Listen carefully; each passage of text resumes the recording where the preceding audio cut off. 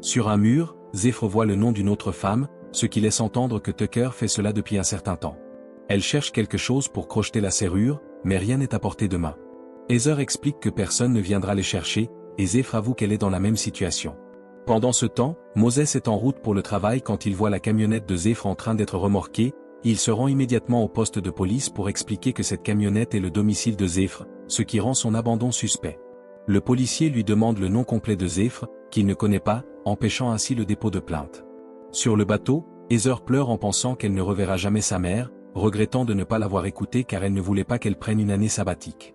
Zephyr raconte qu'elle a grandi en famille d'accueil et qu'elle est venue en Australie pour fuir son passé, elle a même été en centre de détention pour mineurs. Pour détendre l'atmosphère, Zephyr raconte une blague et Heather rit. À ce moment, Zephyr remarque que le haut de bikini d'Heather a une armature et lui demande. Heather enlève son haut et le lui lance, ce qui permet à Zephyr d'extraire le fil métallique. Mais avant qu'elle puisse crocheter la serrure des menottes, Tucker entre.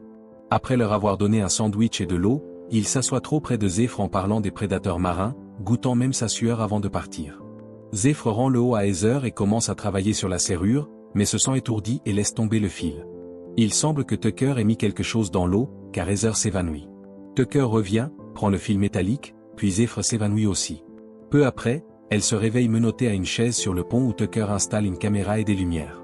Heather est là aussi, attachée à une chaîne de grue. Tucker déclare que Dieu n'est pas au ciel, mais dans la mer. Il a vu Zephyr surfer et la trouvait pleine de vie et spirituelle, ce qui explique son sinistre passe-temps. Après avoir coupé des mèches de cheveux d'Heather, Tucker la réveille, la panique, parle de la grandeur des requins et se plaint des mythes à leur sujet en activant la grue qui suspend Heather au-dessus de l'eau.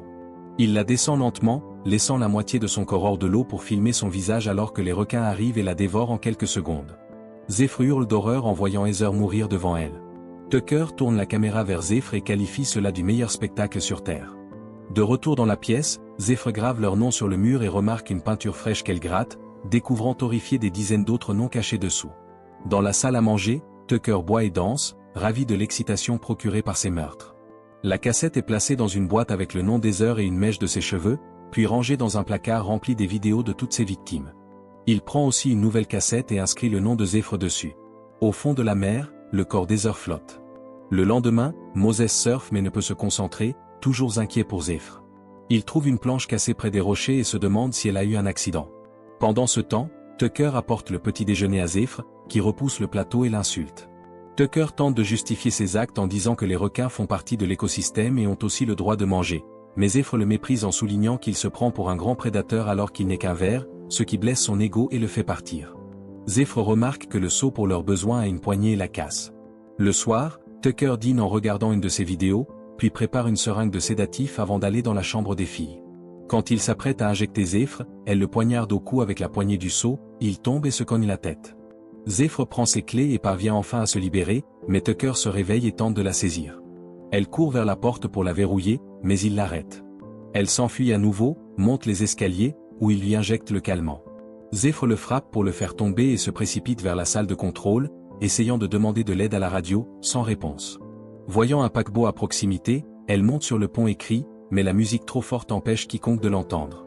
Tucker revient avec un couteau, Zephyr attrape la caméra et la jette à l'eau pour le distraire, ce qui lui permet de sauter à son tour dans l'océan. Elle nage de toutes ses forces, mais le sédatif fait effet et elle s'évanouit, obligeant Tucker à la repêcher. Le lendemain, la police commence enfin les recherches. En regardant les images en direct, Moses a une idée, il ouvre une application appelée WavWatch montrant la plage en temps réel. Il retrouve la vidéo de la nuit précédente et voit un camion s'éloigner avec la camionnette de Zephyr, puis en zoomant découvre un logo, Tucker Experience, et cherche la compagnie sur internet. En même temps, Tucker descend du bateau pour chercher des provisions au quai. Zephyr se réveille dans la pièce et tente d'appeler au secours, mais a encore du ruban adhésif sur la bouche.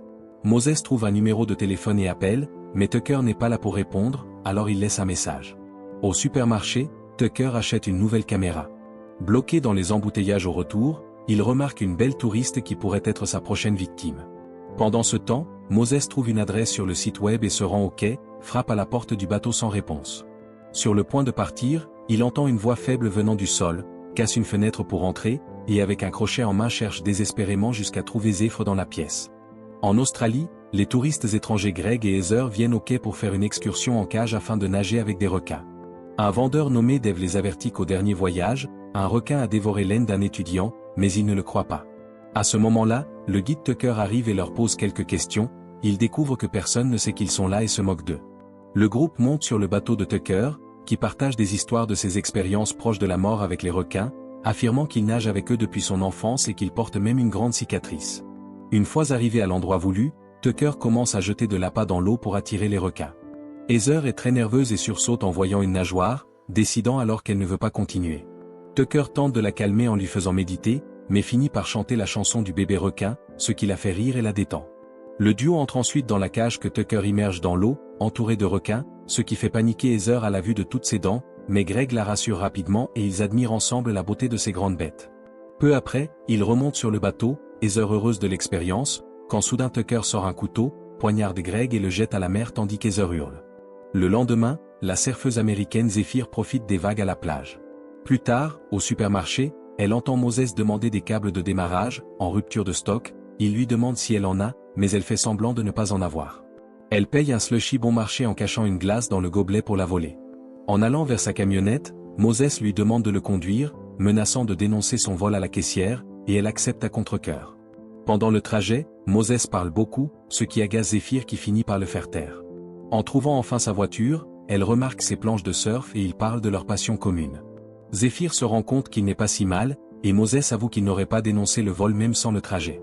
En démarrant sa voiture avec sa camionnette, la radio se met en marche, révélant qu'ils aiment la même musique. Cette nuit-là, ils s'embrassent dans la camionnette de Zephyr garée devant la maison de Moses. Pour la taquiner, il jette sa clé fine par la fenêtre. Après, ils discutent et apprennent à mieux se connaître. Peu après, Moses entre chez lui pour préparer le petit déjeuner, mais quand il ressort, la camionnette a disparu. Pendant ce temps, Zephyr est prête à surfer à la plage, mais réalise qu'elle a oublié sa clé fine. En cherchant dans un camion voisin, elle est surprise par son propriétaire, Tucker, qui lui donne une clé de rechange et la félicite d'être assez courageuse pour surfer seule la nuit. Après son départ, Zephyr reçoit un message de Moses qui lui demande pourquoi elle est partie. Elle répond qu'elle voulait profiter des premières vagues, hésitant à accepter quand il propose de l'accompagner. Soudain, Tucker lui couvre la tête avec un sac, elle se débat, mais il la maintient jusqu'à ce qu'elle perde connaissance. Après lui avoir injecté quelque chose, il la jette sur la remorque de son camion, lui bâillonne la bouche, la cache dans un étui à planche de surf et conduit jusqu'au quai où le chien de Dave grogne contre lui. Il enferme Zephyr sur son bateau. Quelques heures plus tard, Moses vient chercher Zephyr mais ne trouve que la camionnette abandonnée et tente de l'appeler, sans succès car son téléphone est dans le véhicule. Pendant ce temps, Zephyr se réveille menotté à un lit dans une pièce avec Heather et un seau pour leurs besoins. Elle appelle à l'aide, mais la seule personne qui l'entend est Tucker, qui prend plaisir à ce bruit pendant son petit déjeuner. Après avoir retiré le ruban adhésif, Zephyr lui dit d'appeler la police et cherche quelque chose pour crocheter les menottes. Moses monte précipitamment tout en appelant le 911, mais Tucker le fait tomber. Moses essaie de riposter, mais Tucker est beaucoup plus fort et lui fait lâcher le téléphone avant qu'il ne puisse parler à l'opérateur. Tucker jette alors Moses au sol, qui parvient à dire « au secours » avant d'être poignardé avec un crochet. Après avoir frappé Moses au visage, Tucker jette le téléphone. Moses prend un sac et frappe Tucker au visage pour le faire tomber, puis commence à l'étrangler avec le crochet. Il est sur le point de réussir quand Dave arrive et assomme Moses, le prenant pour un intrus. Dave entend aussi Zephyr et suit sa voix, mais Tucker le tue en lui plantant le crochet dans la tête. Le chien aboie sans cesse, Tucker grogne pour l'effrayer. Après avoir verrouillé la porte de la chambre des filles, Tucker décide d'emmener le bateau vers une île appelée Hangman's Calls. Peu après, Moses se réveille menotté au lit à côté de Zephyr. Il lui demande pourquoi elle s'est enfuie quand ils se sont salis, mais elle prétend que c'est à cause des vagues. Moses devine qu'elle a peur de l'engagement parce qu'elle se déteste, mais il lui assure qu'il l'aime telle qu'elle est. Le bateau s'arrête, Tucker entre et assomme à nouveau Moses. Quand Moses reprend connaissance, il est attaché sur le pont près du corps de Dave. Zephyr est menotté à une chaise et demande grâce à Tucker, qui l'ignore. Tucker déplace la grue et rapproche lentement Moses de l'eau où les requins attendent. Zephyr supplie qu'on la prenne à sa place, mais Tucker se moque d'elle et continue. Une fois Moses dans l'eau, Tucker va chercher sa nouvelle caméra pendant que Zephyr lui ordonne de rester immobile. Moses se fige, les requins perdent intérêt et s'éloignent. Tucker ramène Moses, le poignarde plusieurs fois, puis le déplace à nouveau. Son sang coule dans l'eau, attirant les requins. Un hélicoptère de recherche apparaît au loin, obligeant Tucker à interrompre son plan et remettre les deux dans la pièce. Zephyr craint que Moses ne saigne à mort et prend une décision difficile. Elle se déboîte le pouce mais, avant qu'elle puisse retirer sa main des menottes, Tucker revient, laisse de la nourriture et lui dit qu'elle est un requin comme lui avant de partir. Zephyr essaie alors de libérer sa main, mais le pouce déboîté ne suffit pas, alors elle commence à mâcher.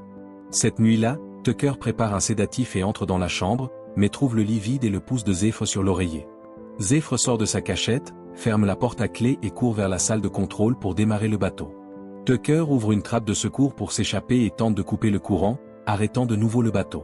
Zéphyr voit une fête sur une île proche et cherche une fusée éclairante. Quand Tucker s'approche, elle lui tire dessus et s'enfuit. Elle se barricade dans la cuisine, grimpe sur le comptoir, casse une vitre pour s'échapper, mais son harnais se coince. Tucker entre, la fait tomber, et ils glissent tous les deux. Zéphyr prend une poêle pendant que Tucker attrape un couteau. Zéphyr se défend, poignarde la main de Tucker puis le frappe avec la poêle avant de s'enfuir. Tucker allume une lumière sur le pont pour voir Zéphyr nager vers l'île. Il court chercher son harpon, la perd de vue, prend son hors-bord et file au plus vite. Quand Zéphyr atteint la rive, Tucker saute sur elle, la frappe et la ramène au bateau. Moses se réveille menotté à une chaise tandis que Zéphyr est suspendu au-dessus de la mer. Tucker lui jette de l'eau pour la réveiller et parle des poissons qui se défendent quand les pêcheurs les attrapent. Un requin apparaît attiré par le sang de Zéphyr, Tucker la descend et prépare la caméra. Quand le requin s'approche, Zéphyr lui donne un coup de pied, il s'éloigne. Tucker, furieux, pique le requin avec son crochet pour l'énerver, mais le requin attrape le crochet et nage loin. Zéphyr vole alors le crochet avant que le requin disparaisse. Elle l'utilise pour grimper à la grue, mais le requin revient sous elle. Tucker fait sursauter Zéphyr qui tombe à l'eau, voyant le requin s'approcher. L'animal la regarde un instant, mais comme il a aussi été blessé par Tucker, il compatit et s'éloigne. Zéphyr grimpe alors sur le bateau et se faufile. Elle trouve l'harpon, tire sur Tucker qui tombe à l'eau. Le grand requin revient et attrape Tucker avec sa gueule immense, le dévorant pour se venger, tout filmé par la caméra. La corde de l'harpon entraîne Zéphyr vers le bas, mais elle lâche prise et nage vers le bateau. Elle prend une autre fusée éclairante, la tire en criant à l'aide. Un bateau sur l'île sonne alors sa corne pour annoncer son arrivée. Zéphyr vérifie Moses inconscient, le supplie de se réveiller car il est tout ce qu'elle a. Moses ouvre les yeux et dit « Je le savais ».